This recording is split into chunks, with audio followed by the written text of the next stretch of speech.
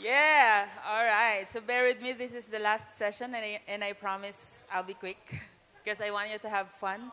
Hi, sir. Oh, familiar faces. All right. So cybersecurity, state of cybersecurity 2023, and I'd like to give emphasis on how all these attacks, all these cyber criminal groups, and all these shifts in the threat landscape that we are talking about has impacted different businesses across the globe. So what I'm going to share this afternoon is covering the development and trends in the ransomware space, which has been, elaborated quite a lot by the previous speakers, and the crime as a service industry, as well as the credential theft ecosystem. But more particularly, I want to emphasize how the business are adapting to it, or how are they being impacted by these cyber adversaries. Now, I'd like to start off with the key trends that we're looking at.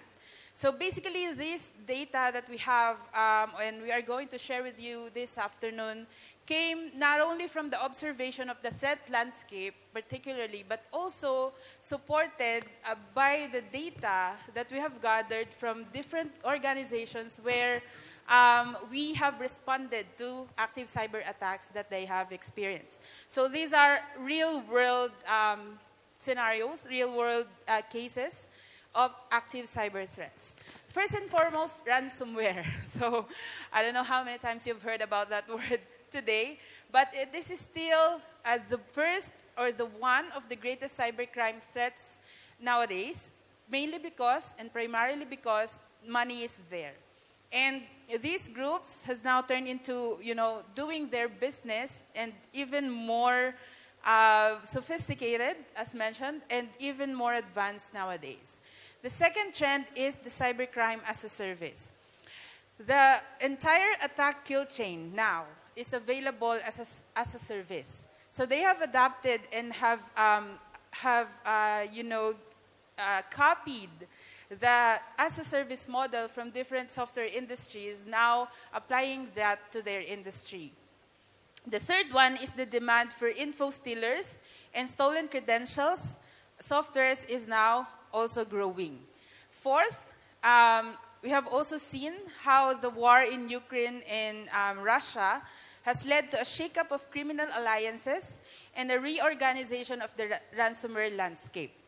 So I'll be sharing a little bit more about that area later, where this war has also been taken advantage by different criminal groups to do spamming, to do their scams to individuals that are as ordinary as, the most ordinary person that you could know.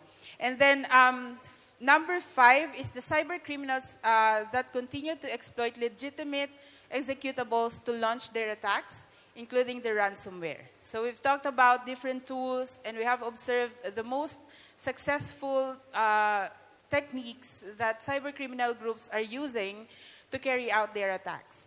Crypto mining, I don't know if this is the good news, but it has been on the decline since there has been the change on the value of the cryptocurrencies. And lastly, of course, the mobile devices, which is now at the center of new targets and types of cybercrime. So first off about ransomware. When it comes to delivering and spreading their malware, the ransomware operators now continue to evolve. They now moved and also include Linux systems, not only Windows now, yung mga ina-attack ng ransomware, but now they have moved to also attacking Linux, which is a challenge to the defenders because most of our defense are focused on techniques that are targeting Windows systems. And this includes abusing, of course, the benign applications, the legitimate security tools. They have also been developing different innovative extortion techniques. And that includes, first and foremost, selling all those stolen data through a subscription model. They now auction this stolen data to the highest criminal bidder. And another extortion model that they have is they offer victims of cybercrimes the chance to conceal the fact that they have been breached. So these are the area where they are getting more money now from victims and from those criminal groups that wanted to also copy a certain way or a certain technique, how they carry out these attacks. And then when it comes to innovation, who's leading is Lockbit. So they led the pack because there's this bug bounty program that they have released, and it offers rewards from 1,000 USD to 1 million USD, and that is for the variety of activities. Example, they would pay you if you found a bug in their program or in their malware, and they would also pay you for any recommendations that you may have in improving their operations. So Lockbit also offers victims the chance to purchase or destroy the stolen data before before the time that this data is leaked into the public. So that's how Lockbit is leading this innovation. The most prevalent ransomware was Lockbit, as you can see on the graph.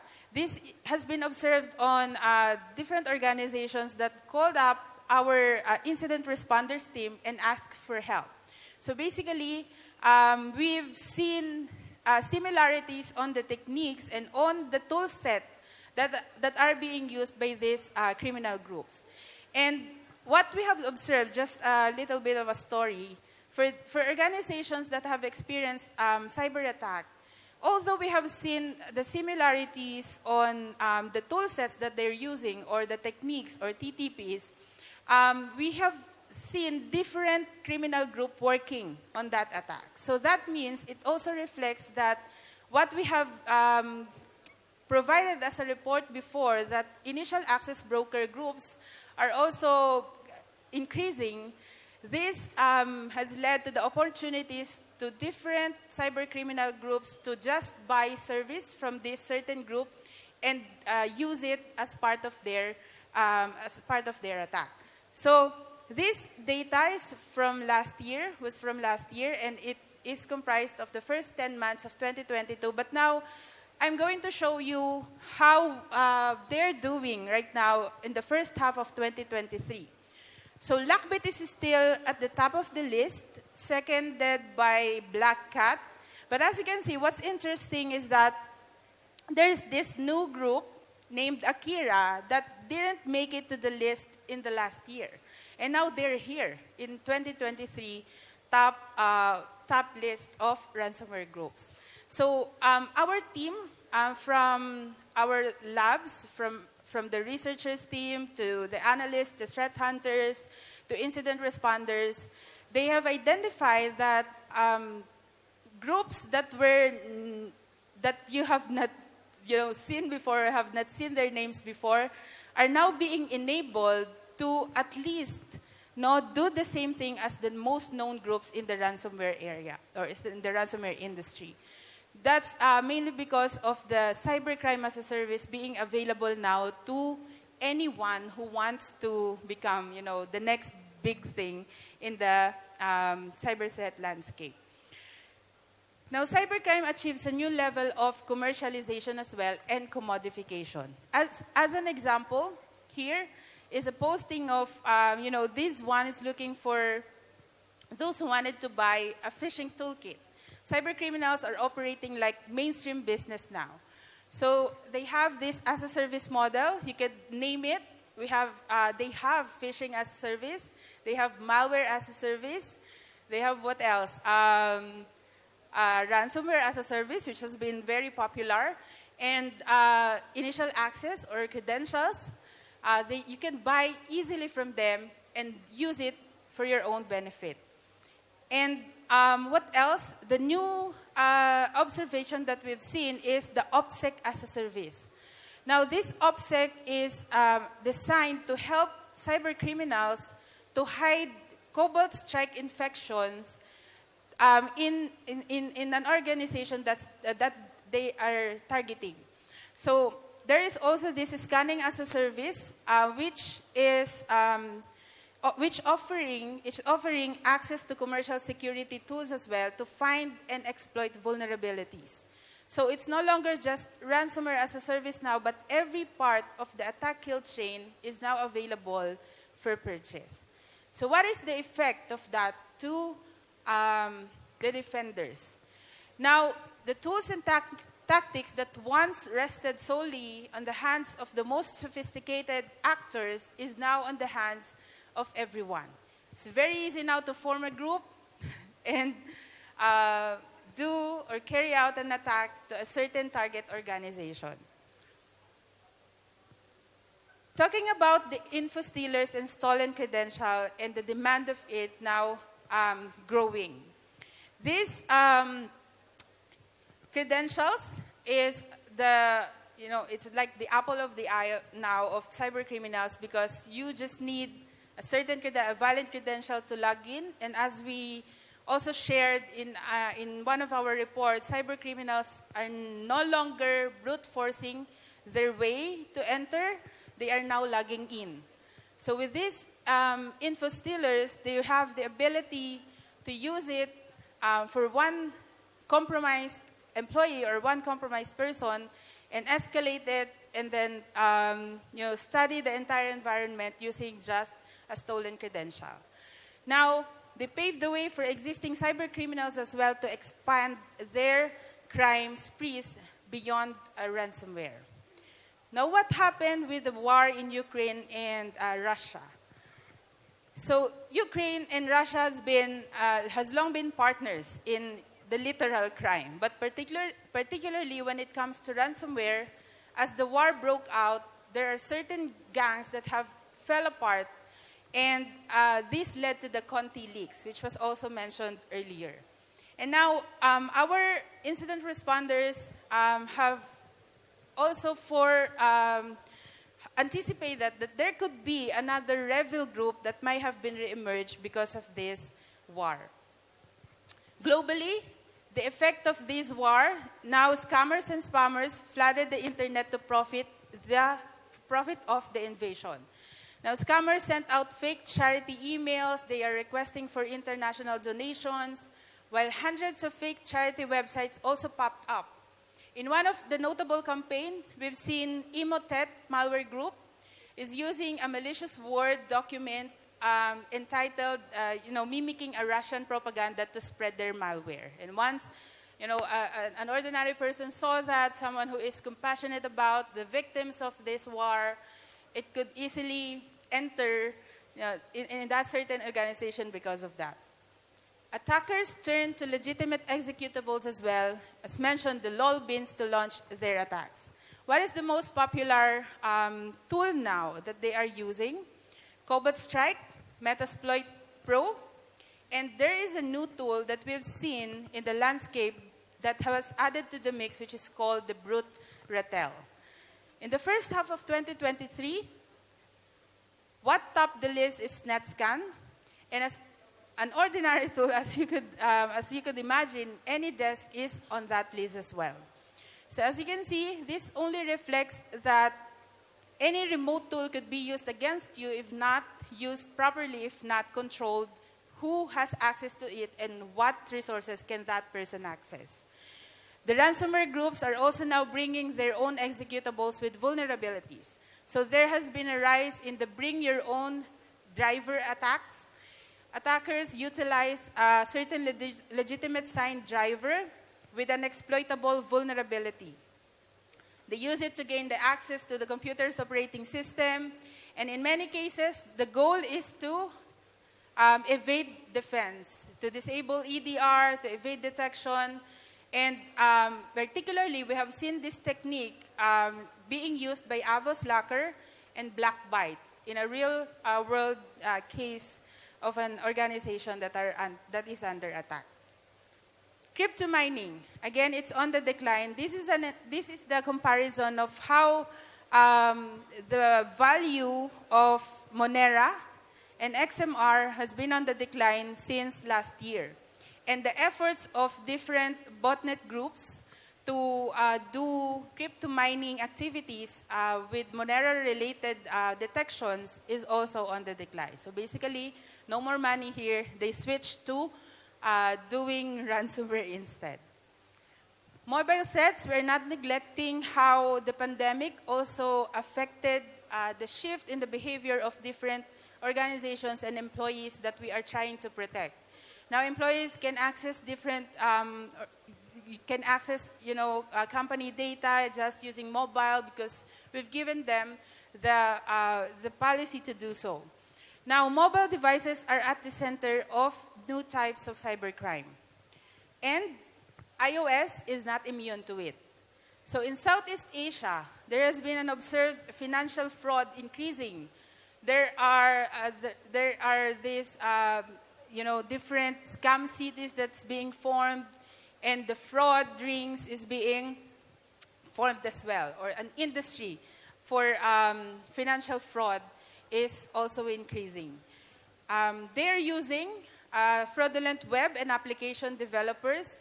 They use fake social profile builders. They use scripted social engineering efforts. And what more is that those cyber criminals was also able to bypass the Apple Store security policy so that their target can download the fraudulent financial apps that they put up there. So iOS users has also become the targets for malicious advertising campaigns as well. Now, what is the impact to the business?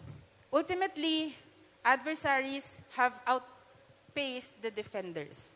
So this is an independent study commissioned by Sophos, and we have asked 3,000 IT security professionals all across 14 countries and asked them how are they doing with their day-to-day tasks in terms of cybersecurity and with their cybersecurity objectives, policies, data governance, etc., inside their organization. Now, 52%, that is over half of the respondents, says that cyber threats are really now too advanced for them. It's too complex for their organization to deal with on their own.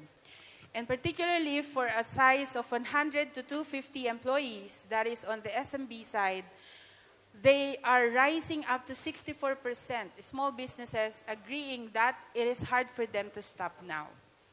The most advanced attacks are now a commonplace to these businesses. 23% of the organization we've asked said that they have experienced an attack involving active adversary in the last year. Now, active adversaries are basically threat actors who adapt their techniques, tactics, and procedures on the fly when they are already hands on the keyboard. When they got the initial access, when they are in the environment, they'll be able to adapt their techniques based on the response of the defenses that's in that infrastructure. Now, 23% of the organization fell victim to that kind of adversary. And then 30% says that these active adversaries are one of their top cyber threats concerned in 2023 and moving forward. Now, this also impacted not only the business itself, but also how cybersecurity teams are adapting to it. The program delivery of IT teams have also been impacted. 55% of them says that they're dealing with cyber threats has negatively impact how they deliver other works that they have to deliver. Basically, they are overwhelmed with the task of defending their organization.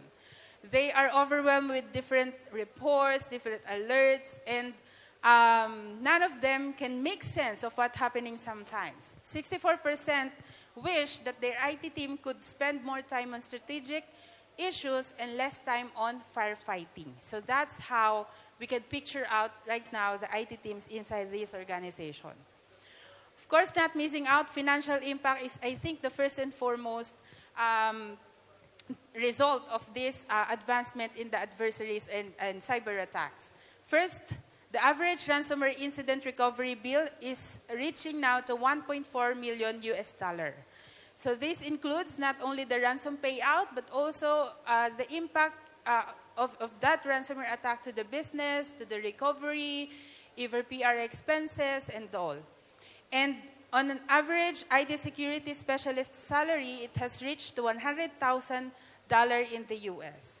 So the demand for a cybersecurity expert, the demand for people who could help an organization defend their company has now increased to 100,000 USD.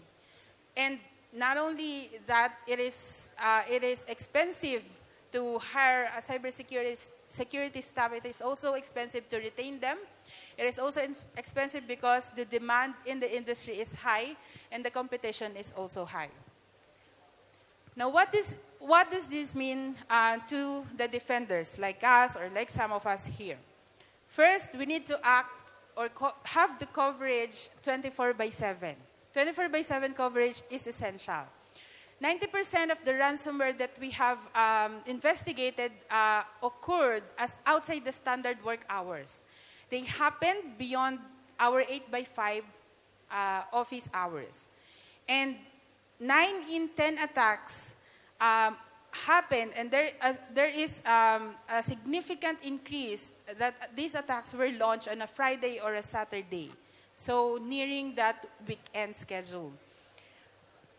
We also need to act fast. Ransomware dwell time has almost halved since 2022. Now, what does this mean?